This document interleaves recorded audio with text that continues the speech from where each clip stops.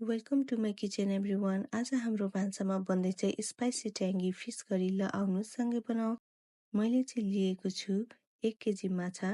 त्यसलाई मैले म्यारिनेसनको लागि लिएको छु 1 चम्चा नुन, 1 चम्चा बेसार, 1 चम्चा बेसन, आधा कागतीको रस र आधा चम्चा धुलो खोर्सानी।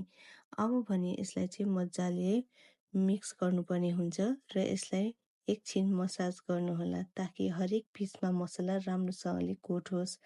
हजुरहरूले यसलाई आधा घन्टा पछि फ्राई गर्दा नि हुन्छ। मैले भने यसलाई ओभरनाइट छोडिदिएको छु र भोलिपल्ट चाहिँ मैले यसलाई अब फ्राई गर्नतिर लाग्छु।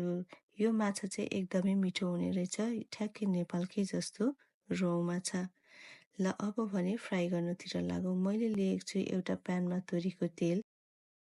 तेल तातिसकेपछि चाहिँ माछालाई अब राम्रोसँगले फ्राई गर्नुपर्ने हुन्छ।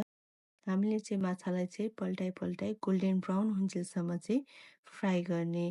ल हेर्नुहोस् त कति राम्रो देखिएको माछा, हेर्दै खाउँ लागिसक्यो अहिले नै। ल मैले चाहिँ माछाहरूलाई चाहिँ सबै फ्राई गरेर भ्याइसकेको छु। ल हेर्नुहोस् त, छैन त यो नेपालकै जस्तो माछा। खासमा चाहिँ यो माछा मैले भियतनामी पसलबाट लिएर आएको छु। जापानको भियतनामी पसलहरूमा चाहिँ यो माछालाई बासा फिस भनेर बेच्ने गरिन्छ। अब भने यसको ग्रेभीको लागि मसलाहरू रेडी गरौँ है त।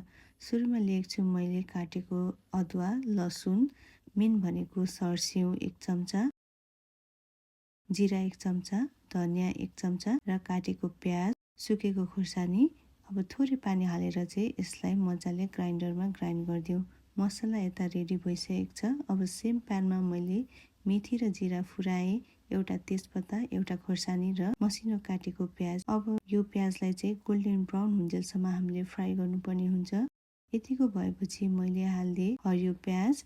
यसलाई पनि एकछिनसम्म चलाएर अघि हामीले पिसेको मसला हालेर एकछिनसम्म चलाउने। यसमा चाहिँ मैले अरू मसला भनेको 1 चम्ची नुन, बेसार अनि धुलो मसला हालेँ र 2 चम्ची जति मैले टमाटो प्युरी हालेर यसलाई मजाले चलाएँ। यतिको भइसकेपछि चाहिँ हाम्रो मसला राम्रोसँगले पाकिसकेको छ भन्ने बुझ्नुपर्ने हुन्छ।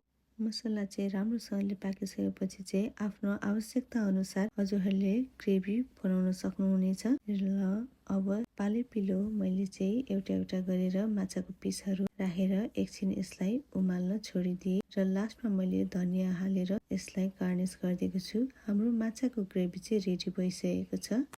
आजको माछाको झोलको रेसिपी तपाईँहरूलाई मन पर्यो भने आशा गर्छु सजिलो तर स्वादिलो यो परिकार तपाईँहरूले घरमा बनाई हेर्नुहुनेछ र आफ्नो अनुभव कमेन्टमा सेयर गर्न नबिर्सिनुहोला। अरू यस्तै नेपाली स्वादको लागि हाम्रो पेजलाई लाइक, कमेन्ट र फलो गर्न नबिर्सिनुहोला। फेरि भेटौँला अर्को रेसिपीसँगै।